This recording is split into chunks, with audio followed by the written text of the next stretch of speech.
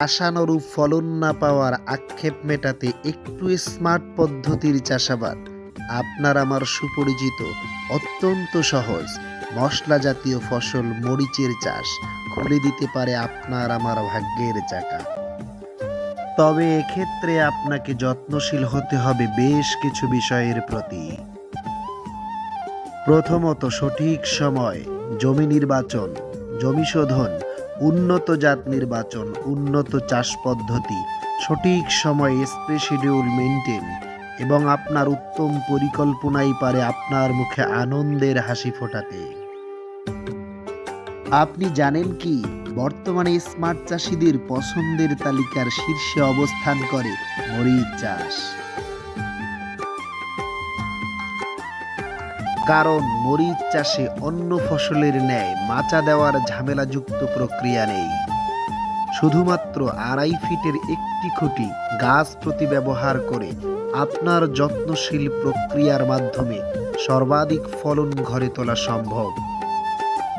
তবে মনে রাখবেন, আপনার চাষ পদ্ধতিতে একটু ভিন্নতা আসলে মানধাতার আমলের চাষ পদ্ধতিতে যারা অভ্যস্ত তারা আপনাকে হতাশ করতে একটুও কুণ্ঠাবোধ করবে না।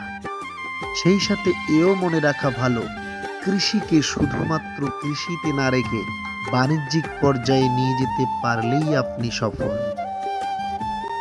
আপনি যদি অধিক ফলন ঘরে তুলতে চান তাহলে আপনার কর্মের মধ্যে অবশ্যই মানধাতার আমলের চাষ পদ্ধতি থেকে ভিন্ন কিছু আনতেই হবে। কৃষিতে ভিন্ন কিছু আনতে হলে অবশ্যই আপনাকে কৃষিতে বিনিয়োগ করতে হবে।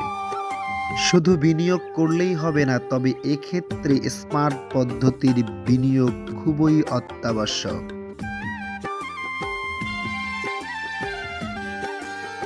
তবে এক্ষেত্রে আপনি প্রাথমিক পর্যায়ে মালচিং পেপারের ব্যবহার করে সারি থেকে সারির দূরত্ব, গাছ থেকে গাছের দূরত্ব, তবে বলে রাখা ভালো যে এই পদ্ধতিতে গাছের গ্রোথ একটু বেশি হয় বিধায় প্রতি গাছে একটি করে খুঁটির ব্যবহার করে আপনি আপনার চাষ পদ্ধতিতে ভিন্নতা এনে সর্বাধিক ফলন ঘরে তুলতে পারেন।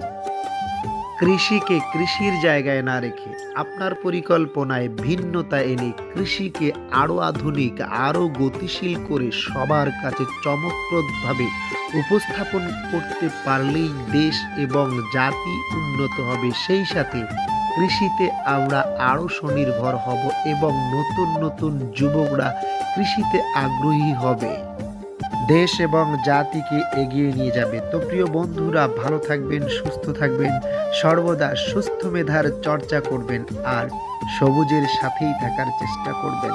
আসসালামু আলাইকুম।